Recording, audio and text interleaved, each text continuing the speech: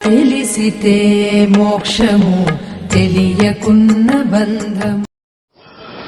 పేరు మీ పేరు? పవన్ గారు ఒక ప్రశ్న అడుగుతున్నారు. మంచి ఎక్సలెంట్ ప్రశ్న అది. మనకు వచ్చే ఆలోచనలో ఏది మంచి ఏది చెడు, ఏది కరెక్ట్ ఏది రాంగు. ఇప్పుడు మీరు చెప్పారు మనసును మచ్చిక చేసుకోవాలని. అది కోరింది రైటా రాంగా ఎలా తెలుసుకోవాలి? ఎలా తెలుసుకోవాలంటే అప్పుడు మీరు బుద్ధిని అడగాలి అంతే. అందుకే బుద్ధుళ్ళు అవ్వాలి. బుద్ధుడైతేనే మీకు జ్ఞానోదయం అవుతుంది అంటారు కదా, అలాగా మీ బుద్ధిని వికసింపజేయాలి. బుద్ధిని ఎలా వికసింపజేయాలంటే సజ్జనులతో సాంగత్యం చేయాలి, స్వాధ్యాయం చేయాలి, అప్పుడు బుద్ధి వికసిస్తుంది. ధ్యానం చేస్తే మీ యొక్క శక్తి పెరుగుతుంది. బాడీ యొక్క శక్తి, మీ యొక్క కాన్షియస్ మీ జీవాత్మకి శక్తి పెరుగుతుంది. మీ నాడీ మండలం శుద్ధి జరుగుతుంది. అంతవరకే ధ్యానం చేస్తే అది ఒకటే పెరుగుద్ది. సజ్జన సాంగత్యం చేస్తే బుద్ధి పెరుగుతుంది. స్వాధ్యాయం చేస్తే మీరు ఏది చేయాలి ఏది చేయకూడదు అన్నది మీకు అర్థమైపోద్ది. మిమ్మల్ని మీరు వెనకేసుకురారు. స్వాధ్యాయం అంటే పుస్తకాలు చదవడం కాదు, స్వాధ్యాయం అంటే మిమ్మల్ని మీరు చదువుకోవటం. సో ఇప్పుడు మీ మనసు ఒకటి కోరింది, అది కావాలని, లేకపోతే మీకు అది రైట్ ఆర్ రాంగ్ ఎలా తెలుస్తుంది? బుద్ధి ఉంది కదా. మిమ్మల్ని ఎవరూ కూడా ఎప్పుడూ కూడా బుద్ధి లేదా అనుకోకూడదు. మీరు చూడండి, ఏ పని చేసినా మీరు తర్వాత తీరిగి ఒక మాట అనుకుంటారు. బాగా కాలేక ఏమనుకుంటారు? నాకు బుద్ధి లేదురా అనుకుంటారు. అనుకోరా? బాగా కాలుతుంది, ఏదో దానిలో మీరు ఏలు పెడతారు. ఏలు పెట్టిన తర్వాత అందులో నష్టం వస్తుంది. అప్పుడు మీరు ఏమనుకుంటారు? ఒక మాట, నాకు బుద్ధి లేదురా, అనవసరంగా ఏలు పెట్టాను అనుకుంటారు తాపీగా. అదేదో ముందే చేసుకుంటే పోయి కదా. అందుకని మీరు ఆ బుద్ధిని వికసింపజేయాలి. బుద్ధిని ఎవరు వికసింపజేస్తారంటే సజ్జనులతో సాంగత్యమే వికసింపజేస్తుంది బుద్ధి. అందుకే మీకన్నా అయ్యర్ మాస్టర్స్తో ఎక్కువ డిస్కషన్స్ లో ఉండాలి, వాళ్ళ సలహా సంప్రదింపుల్లో ఉండాలి. ఏ రాజైనా ఆఖరికి శ్రీరామచంద్రుడు రాజ్యం చేసేటప్పుడు కూడా వశిష్ఠుడు విశ్వామిత్రుడు సలహాలు తీసుకునేవాడు. ఇప్పుడు మన రాజ్యం పలానా వాళ్ళ మీదకి యుద్ధంకి వెళ్ళాలండి, ఏం చేద్దాము అని అడిగాడు. అప్పుడు వాళ్ళు సలహాదారులు అనమాట, గురువులు సలహాదారులు అప్పట్లో. ఇప్పుడు ఎవరికి లేడు సలహాదారుడు, వాడే సలహాదారుడు. వాడికి ఒక పనికి మళ్ళీ సలహాదారుడు ఉంటాడు. వాడొక 0 ఈడొక 0, 2 కలిపి గుండు 0. అదే ఆ గురువు అయితే ఏం చెప్తాడు? వద్దొద్దు, ఆ రాజ్యం మీదకి మనం వెళ్ళకూడదు, అది చాలా పెద్ద దేశం, ఆ ప్రజలను ఇబ్బంది పెట్టినోడు అవుతావు, నువ్వు అది మనకు అవసరం లేదు, మన రాజ్యం ఇస్తున్న అవసరం లేదు, వాళ్ళకి మనమే సాయం చేద్దాం అలా చెప్తాడు గురువు. గురువు మీన్స్ ఉన్నతమైన మాస్టర్స్. అందుకని వెనకటి రోజుల్లో రాజులు తమ పాలన ఎలా చేసేవాళ్ళంటే వాళ్ళందరికీ ఒక గురువు ఉండేవాడు. ఆయన సజెషన్స్ ప్రకారం చేసేవాడు. సో దాంతో అది అద్భుతంగా ఉండేది. అంటే ఆయన ఎవరిని అడిగేవాడు? బుద్ధుడిని అడిగేవాడు. మీరు బుద్ధుడిని అడగాలి క్వశ్చన్, ఏం చేయాలి సార్ అని. బుద్ధుడిని అడగాల, బుద్ధి లేనివాడిని అడుగుతాం కదా మనం పోయి. మనమే ఒక 0, అర్ధ 0, ఇంకొకటి ఇంకో అర్ధ 0, 2 కలిస్తే గుండు 0. అది ప్రస్తుతం అందరి సమస్య. మీరు ఎవరిని సలహా అడగాలి? ఉన్నతమైన ఆత్మస్థితిలో ఉన్న వాళ్ళని అడగాలి. అంతేగాని ఎవడు పడితే అడిని అలా అడిగేస్తారు. అందుకే సజ్జనత్వం మోస్ట్ ఇంపార్టెంట్ అండి. మీ లైఫ్లో ఎప్పుడు ఒక సజ్జనుడితో సాంగత్యం ఉండాలి. అని ఒక సజ్జనుడిని మీరు సంపాదించుకోవాలి. ఎప్పుడు వాడి ఆర్డర్లో ఉండాలి. నన్ను ఒక మేడం అడిగింది, సార్ నేను అప్పుల పాలై ఉన్నాను, ఏం చేయాలి అని అడిగింది. మీ ఆస్తి అంతా అని అడిగా. నాకు ఒక ఫ్లాట్ ఉంది సార్ అందే. మరి అది అమ్మేసుకోవచ్చు కదా అన్న. అంటే రేట్ వస్తుందని ఆగాను సార్ అందే. ఆ రేట్ వచ్చేటప్పటికి నువ్వు ఉండవు కదా అన్న. అంతే కదా, కాలం ఉంటుందా? కాలం నేను ఈడ్చుకెళ్తుంది. అయ్యో అదేంటి సార్, ఎందుకున్నావు సార్, భలేవారు సార్ అందే. సార్ నీ చావు నువ్వు జావు అన్న. అప్పుడు అది అమ్మినప్పుడు 90 లక్షలు వస్తుంది. ఇంకొన్న అప్పులు 60 లక్షలు 50 లక్షలు అప్పులు ఉన్నాయి. అప్పులు తీరిపోక ఇంకొంత మిగులుతుంది కదా, దాంతో ఇంకోటి ఏదైనా కొనుక్కో, అంతేగాని టైం వేస్ట్ చేసుకోకు, ఇంకా పెరుగుతుందని వేస్ట్ చేసుకోకు అని చెప్పా. ఆమె నా మాట వినలా. ఆమెకి ఇంకొకటి తగిలాడు. అంటే ఇంకొక మాస్టర్ అంటే ఇంకొక వ్యక్తి, ప్రాపంచిక వ్యక్తి ఎవరో.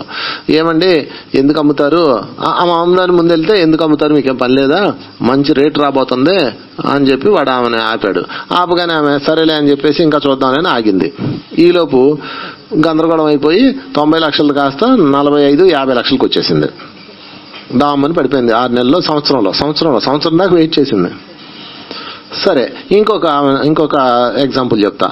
అదే ప్యారలల్లో ఇంకొక వైపు మాకు ఇల్లు ఉంది సార్, అప్పుల పాలై ఉన్నాము, ఇల్లు ఉంది సార్, ఏం చేయాలి అందే. నేను అన్నాను, మీరు అప్పుల పాలయ్యి అవి తీర్చుకోలేక మనశ్శాంతి కోల్పోయి కింద మీద పడి దానికి వడ్డీలకి ఇంకో వడ్డీ తెచ్చి దానికి ఇంకోటి తెచ్చి ఎందుకు ఊపిలో కూరుకుపోతారు? నీకున్న ప్రాపర్టీని అమ్మేసి సెటిల్ చేసుకో, తర్వాత నెమ్మదిగా సంపాదించుకోండి. ఎందుకంటే అప్పులను వాళ్ళకి మనశ్శాంతి ఉండదు. మీరు మనశ్శాంతి కోల్పోయి చేసేది ఏం లేదు ఇక్కడ. కనుక నీకు ఏముందంటే నాకు ఒక హౌస్ ఉంది సార్ అందే, అది ఇప్పుడు అమ్మితే ఎంత వస్తుంది అన్నాను. అమ్మితే మా అప్పులు తీరిపోగా ఇంకొంచెం మిగలదు సార్ అందే. మరి అయితే ఆ పని చేసేసి ఆ రిమైనింగ్ అమౌంట్ ఇంకొంచెం పెట్టేసి తర్వాత ఎప్పుడో లోన్ పెట్టుకోండి అన్న. ఆమె సిన్సియర్గా టాకాలమని చేసేసింది. ఆమె అమ్మినప్పుడు రేటు కూడా వచ్చింది బ్రహ్మాండంగా. ఆమె అమ్మిన తర్వాత సంవత్సరంకి మళ్ళా ఇద్దరికి ఒకేసారి సలహా ఇచ్చా. తక్కువ రేట్లు పడిపోయినాయి. ఈమె అమ్మింది 47 లక్షల ఇల్లు, ఇప్పుడు 30 లక్షలకి ఆ ఇల్లు పడిపోయింది. అంటే డౌన్ ఫామ్కి వెళ్ళిపోయింది కదా, రియల్ ఎస్టేట్ ఏదో. ఈమెదే ఫ్లాట్ డౌన్ ఫామ్. ఈమె అప్పుడు అయ్యో ఆ రోజు సార్ మాట విన్నాను కాదు అని ఇప్పుడు ఏడుస్తుంది. మీరు ఒక బుద్ధుడిని కన్సల్ట్ చేయాలా, ఏం చేయాలన్నది. ఎందుకంటే ప్రాపంచిక వ్యక్తులు మైండ్ వేరేలా ఉంటుంది, బుద్ధత్వంలో ఉన్న వ్యక్తులు మాస్టర్స్ యొక్క మైండ్ వేరేలా ఉంటుంది. మీకు ఏంటి లాభమా అనేది వాళ్ళు చూడరు, నీకు ఏది సంతోషం అనేది వాళ్ళు చూస్తారు.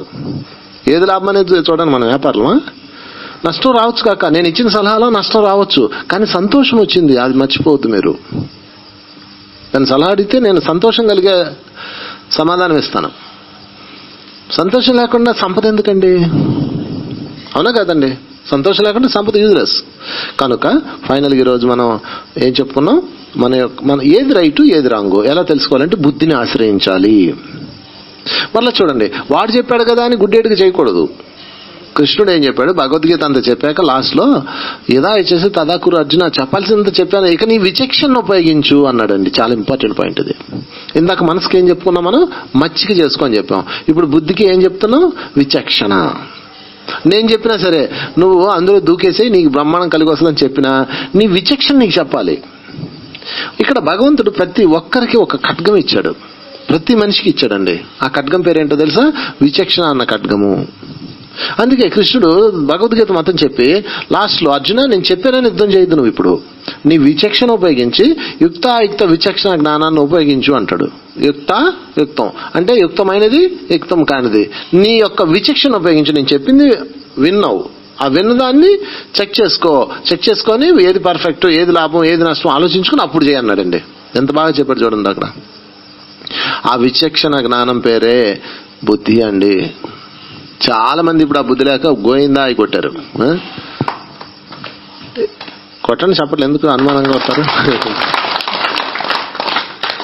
ఇంకా చాలా జీవితాలు నాశనం అయిపోయినాయి. ఇది చాలా ఇంపార్టెంట్, ఇది విచక్షణ చాలా చాలా ఇంపార్టెంట్. ఎందుకంటే ఎవడు సజ్జనుడో ఎవడు బుద్ధుడో నీకు తెలుసా? తెలీదు కదా. వాడు మాస్టర్ ఒక అతను ఉన్నాడు, ఒక అతను చెప్పాడు, నువ్వు పై లోకాల నుంచి వచ్చావు, నేను పలానా లోకం నుంచి వచ్చాను, నువ్వు అన్ని వదిలిపెట్టేసి వచ్చాయి, మనం లోక కళ్యాణం కోసం పరిగెట్టాలి అని చెప్పాడు. ఇవి తెంగర మొహంది, విచక్షణ లేదు, గిచక్షణ లేదు. మాస్టర్ అమ్మో ఆయన గ్రేట్ కాబట్టి ఆయన ఏది చెప్తే రైట్ అని దూకేసింది. తన జీవితాన్ని వదిలిపెట్టేసి గందరగోళం అయిపోయింది జీవితం కొన్నాళ్ళకి. తప్పది. నీ విచక్షణ ఏమైంది?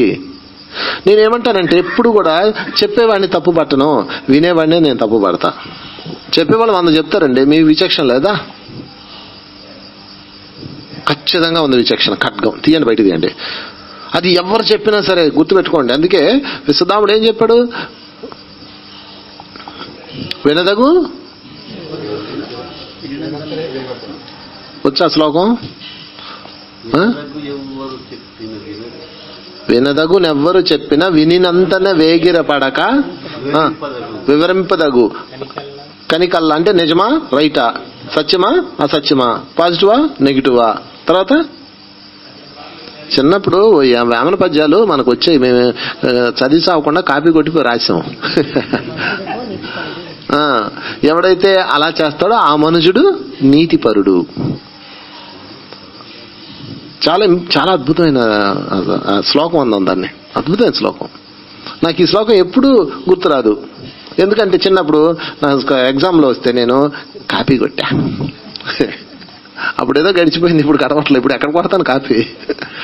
మీరు నాకన్నా కాపీ కొట్టిన బ్యాచ్ లాగే ఉన్నారు, మీకు రాట్లా. సో మై డియర్ ఫ్రెండ్స్, చెప్పండి, వినదగు నెవ్వరు ఎంత చెప్పినా. అంటే ఫస్ట్ వినండి అబ్బా, ఏం పోయిందంట వినండి. ఇప్పుడు ఏం చెప్పినా వినండి. నాకు ప్రజలు భలే నచ్చుతారు కొన్ని విషయాల్లో. ఆ రాజకీయ నాయకుడు వస్తాడో దాదాపు 1,00,000 మంది ఉంటారు. ఓ చెప్తాడు, ఆడు అనుకుంటాడు ఓహో వీళ్ళందరూ నా ఓట్లు పడిపోతాయి అనుకుంటాడు. వాడు ఎవడు ఓటేయడు. ప్రజలు ఈ సూత్రాన్ని ఈ విషయాల్లో బాగా పాటిస్తారు. ముందు వినాలి. ఏమైంది కాసేపు కాలు చెప్పుకొని వినండి. ఎప్పుడైనా వినడం ఫస్ట్ మొదలు పెట్టాలి. ఏం చెప్పినా సరే వినినంతనే వేగిరి పడకూడదు. వినగానే మీరు వేగిరి పడకూడదు. అప్పుడు తీయాలి మీ విచక్షణ ఖడ్గాన్ని. ఏం చెప్పాడినా దాన్ని ఎలా చేయమన్నాడా, అది ఏంటి అర్థం ఉందా ఏమన్నా, సర్లే ఆయన అభిప్రాయం ఆయన చెప్పాడు అబ్బా కానీ ఆవిడ గోలాడిదని మీరు ఆ ఖడ్గంతో మీరు దాన్ని నరికేయాలి. ఒసామా బిన్ లాడెన్ ఎందుకు అందరిని చంపుతున్నాడు చెప్పండి?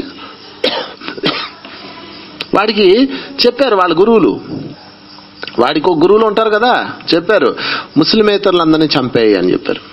ముస్లిం కాని వాళ్ళందరినీ చంపేయి, ఎందుకంటే మనం అల్లా రాజ్యాన్ని స్థాపించాలి, జిహాద్ అని మొదలెట్టారు వాళ్ళు. వాళ్ళు వేగిరి పడ్డారు. ఏం పడ్డారండి? వేగిరి పడ్డారు. మనం వేగిరి పడకూడదు. మొత్తం వినండి ఫస్ట్, ఏం తొందర లేదు. చాలా మంది అంటారు ఏమంటే మొన్న క్లాస్ జరుగుతుంది, ఒక అతను అక్కడ ఆర్గనైజర్ నాతో అన్నాడు పలానా మాస్టర్ వచ్చాడండి, మాంసాహారం తినొచ్చు అని చెప్పాడండి, నేను ఆయన రానివ్వలేదండి, గెంటేశానండి, ఆయన క్లాసులు పెట్టట్లేదని అన్నాడు. నేను అన్నాను మరి పిచ్చోడా పెట్టండి ఆయన క్లాసులు, ఎందుకంటే వీళ్ళందరూ శాఖాహారులు అయ్యారు. నిజంగా అయ్యారో లేదో తెలియాలి కదా, తెలియాలంటే అలాంటి ఒకటి రావాలి వచ్చి చెప్పమను. అంటే ఎవడో వచ్చి వీళ్ళు మాంసం తినండి పర్వాలేదు అని చెప్తే మీరు తినేస్తారా? ఎవరో వచ్చి మాంసం మానేయండి అని చెప్తే మానేస్తారా? మీ విచక్షణ ఖడ్గం వాడరా? మీరు విచక్షణ ఖడ్గం వాడనన్నాళ్ళు పైలోకాలకి వెళ్ళాక మరలా మీరు బాధపడిపోయి మరలా అదే జన్మ తీసుకొని వస్తారు. ఏదైనా సరే విచక్షణ ఖడ్గాన్ని వాడాలి. దాని పేరే వేగిర పడక, వినినంతనే వేగిర పడక. చాలా అద్భుతమైన పాయింట్ ఇది. కల్లా కపటం, అందులో right wrong, positive negative everything check చేసుకొని యా ఇది కరెక్ట్, ఇది కరెక్ట్, అట ఇట, ఆ పక్క ఈ పక్క అన్నది మీరే డిసైడ్ చేయాలి, ఇంకెవ్వడూ చేయకూడదు. ఎందుకంటే అది పాజిటివ్ రిపోర్ట్ వచ్చిందా నెగిటివ్ రిపోర్ట్ వచ్చిందా మనకు అనవసరం, మీరే డిసైడ్ చేశారు కాబట్టి అది ఏదైనా మీకు సంతోషం ఇస్తుంది. అర్థమైందా మై డియర్ ఫ్రెండ్స్? కనుక ఈరోజు మనం ఏది రైట్ ఏది రాంగ్ ఎలా తెలుసుకోవాలి అంటే, ఎవరు చెప్పినా మీరు చక్కగా వినండి. వినినంతనే వేగిరి పడకండి. వేగిరి పడకుండా కంగారు పడకుండా చక్కగా హాయిగా మీ యొక్క విచక్షణ జ్ఞానాన్ని ఉపయోగించండి. గుర్తుపెట్టుకోండి, మీరు ఫైనల్ డెసిషన్ తీసుకోవాలి. అప్పుడు అది నిజంగా ఫెయిల్ అయిపోయినా లేదా సక్సెస్ అయినా మీకు సంతోషం కలుగుతుంది. ఎందుకని మీరే నిర్ణయం తీసుకున్నారు కాబట్టి. కానీ ఇక్కడ అంతా గందరగోళం ఉండి వాడెవడో చెప్పడం వల్ల నేను ఎలా చేశానని వాడి మీద దోస్తారు. నేను పలానా ఆయన చేయడం వల్ల ఇలా చేశానని చెప్తారు మీరు. అది రాంగ్ అండి. కనుక మీరేంటో మీకు తెలుసు, దాని ప్రకారం మీరు చేయాలా.